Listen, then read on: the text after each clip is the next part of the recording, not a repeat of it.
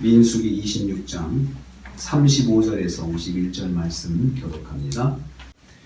오늘도 여호와께서 가나안을 들어갈 준비를 하기 위해서 두 번째로 인구조사를 하게 하신 것을 내용으로 하고 있습니다. 첫째로 에브라임과 납달리는 인구수가 줄었습니다. 35절에 보면 에브라임은 처음에는 4만 500명이었는데 40년 후에 다시 세어보니까 3만 2,500명이 되었습니다. 그래서 8,000명이 줄은 거죠. 또 납달리는 48절에 보면은 처음에는 5만 3,400명이었는데 이번에 세었을 때는 4만 5,400명이었다. 50절에 그렇게 되어 있습니다. 여기 납달리도 역시 8,000명이 줄었습니다. 그래서 두 지파는 시므온에 이어서 두 번째로 많이 줄어든 종족이 되었습니다. 그러니까 이 두 지파가 인구수가 크게 줄은 거죠. 8,000명이 줄었다는 거죠. 인구가 줄었다는 것은 이 기업으로 이어받을 땅이 줄었다는 것입니다. 그러니까 처음에는 많이 받도록 돼 있었는데 40년을 지내면서 성적표가 좋지 않아서 8,000명이 받을 땅이 줄어든 것입니다. 베냐민과 단과 야셀은 인구가 늘었습니다. 38절에서 47절에 보면은 이 세 종족은 인구가 늘은 종족으로 보고가 되고 있는데 38절에 베냐민 종족은 베냐민은 7종족으로 분가하면서 4만 5,600명이 되었습니다. 그래서 1만 200명이 증가한 것입니다. 크게 증가했죠. 10,000명이 넘는 사람이 받을 땅이 늘어난 것입니다.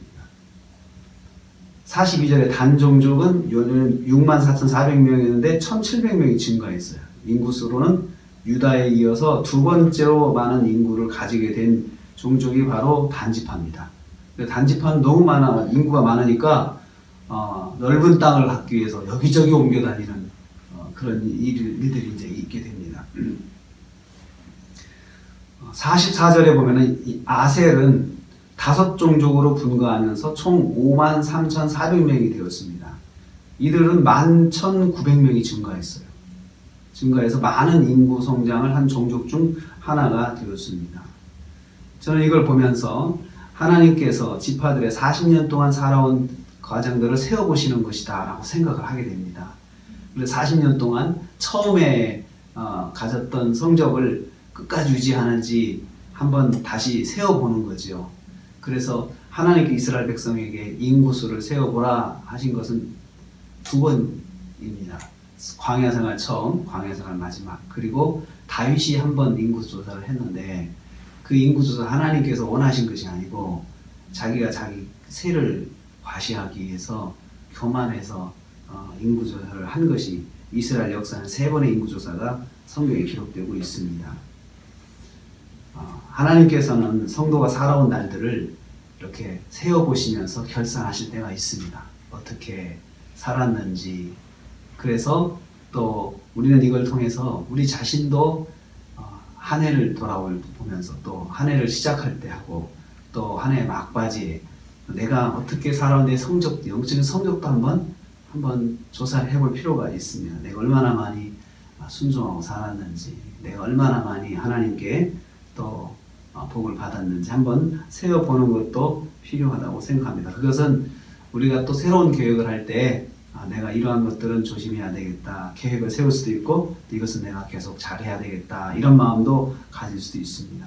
총 인구수는 60만 1,730명이 되어서 51절 말씀 보니까요.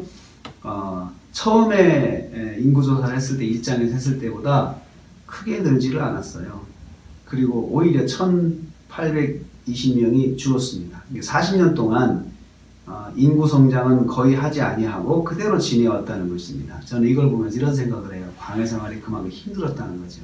유혹도 많았고 또 여러 가지 상황이 어려워서 그렇게 됐다. 그런데 크게 늘지 않았다고 하는 거의 비슷하다는 것은 가나안서 받을 복의 총량은 똑같다는 것입니다. 총량은 똑같고 대신 그 복을 받을 사람들이 바뀐 거예요. 많이 받았던 사람이 적게 받고 적게 받았던 사람이 많이 받고 이렇게 상황만 변한 것이지요. 그래서 복을 받을 주인이 바뀌었을 뿐이고 복의 총량은 줄어들지 않은 것입니다. 그래서 저는 이 복을 받은 주인공이 바뀌게 된 계기는 뭐냐? 순종이에요. 순종하며 살았냐, 살지 않았냐는 거죠. 광야 생활에서는 정말 순종만 해도 기쁨은 따라가는 것 같아요. 그래서 하나님의 복은 순종하여 받는 사람이 주인이 됩니다. 하나님의 복을 받는 것도 중요하지만 또 유지하는 것이 중요하구나. 처음에 받았던 복을 유지만 해도 그 복은 성공하는 것이다 라는 생각을 하게 됩니다.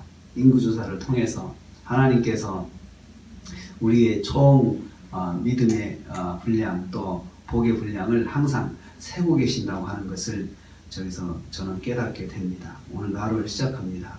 하루에 또 믿음의 분량, 복의 분량이 있습니다. 이것을 아침에 시작해서 받은 복의 분량을 저녁에 까먹지 않고 그대로 유지만 해도 하루 승리한 거죠.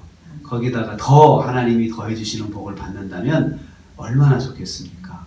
오늘 하루를 사시면서 하나님께서 하루 동안 주신 복의 분량을 유지하고 더 받으시는 하루가 되시기를 주님의 이름으로 축복합니다.